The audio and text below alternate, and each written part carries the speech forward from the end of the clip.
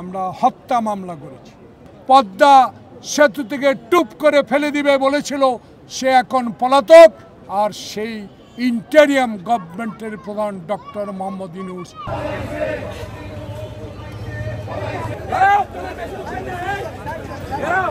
বাংলাদেশের গণতন্ত্র হরণকারী, বাংলাদেশের মানুষকে হত্যাকারী, বাংলাদেশের সংবিধান নষ্টকারী, বাংলাদেশে মানবাধিকার লঙ্ঘনকারী, বাংলাদেশের সব সংবাদপত্র বন্ধকারিণী শেখ হাসিনা ওয়াজেদ 16টি বছর বাংলাদেশে বিনা ভোটে সরকার হয়ে নিপীড়ন নির্যাতন চালিয়েছিল।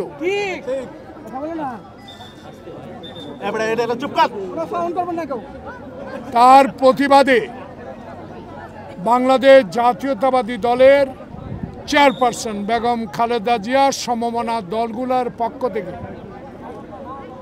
2011 সালে 2 দিনের জন্য হরতাল ডেকেছিল।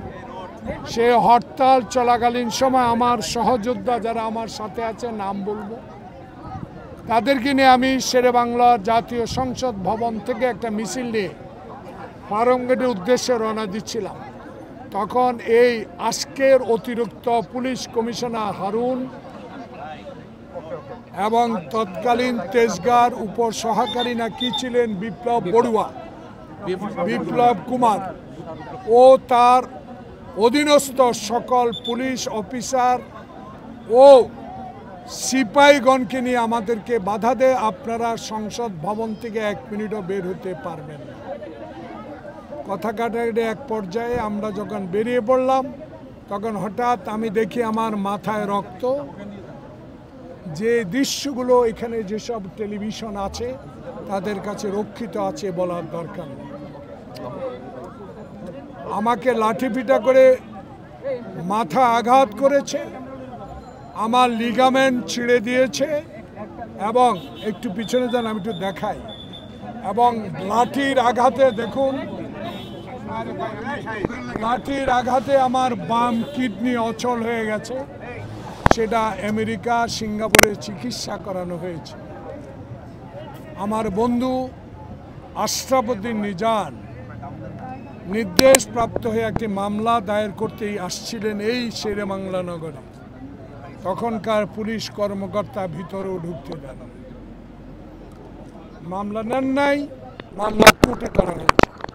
সেই মামলা তদন্ত হয়ে 3 দিনের মাথা সেই মামলা বাতিল করে দেওয়া হয়েছে।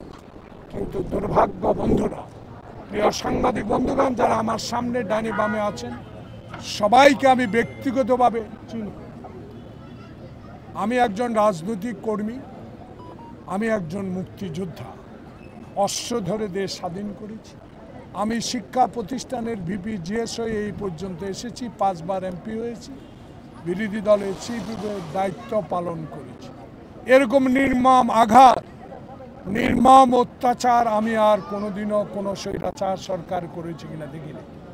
তখন আমার বিরুদ্ধে পুলিশ বাদী হয়ে একটা মামলা করেছে, সে মামলা এখনো আমাকে হাজিরা দিতে হয়। এই হলো করুণ ইতিহাস। তাই আজকে আপনাদের প্রশ্ন একটাই সরাসরি, আজকে সুযোগ হয়েছে ছাত্র সমাজের রক্তের বিনিময়ে, জনতার রক্তের বিনিময়ে দেশ গণতন্ত্রের পথে এগিয়ে যাচ্ছে। আল্লাহ পাকের কাছে আমি খোকন জন্য আবু সাইদ খোকন সহ যারা এই আন্দোলনে হাসিনার পদত্যাগকে বাধ্য করতে আন্দোলন করে যারা জীবন বিসর্জন দিয়েছেন আজকে এই শেরেবাংলা নগর থানার সামনে থেকে, তাদের জন্য আল্লাহ পাকের কাছে এই জোহরের নামাজের পরপরই দোয়া করি আল্লাহ পাক যেন তাদের বেহেশত নসিব। সাথে সাথে আপনাদের মতো যারা স্বাধীনতা পান নাই, সকল সংবাদপত্র বন্ধ করে দিয়েছে, যারা বিগত দিনে কথা বলতে পারেন নাই, এখন কথা বলার সুযোগ হয়েছে।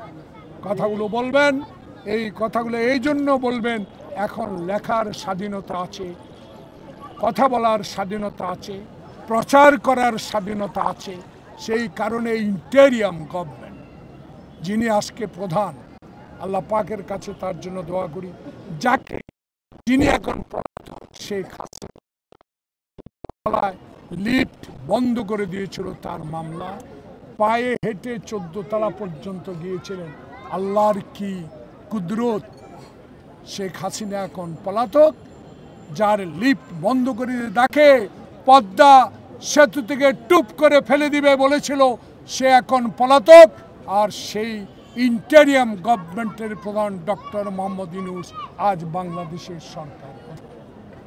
এইটুকু বলেই আপনাদের মামলার কতজন আসামি করেছেন? হারুন বিপ্লব সহ অসংখ্য যারা সহযোগী ছিল সবার নাম উল্লেখ করে। আপনারা কিসের মামলা করেছেন? আমরা হত্যা মামলা করেছি, হত্যা প্রচেষ্টা মামলা। এই মামলা গ্রহণ করেছেন, মামলার তারিখ আমার লয়ারের কাছে আছে। Thank you very much.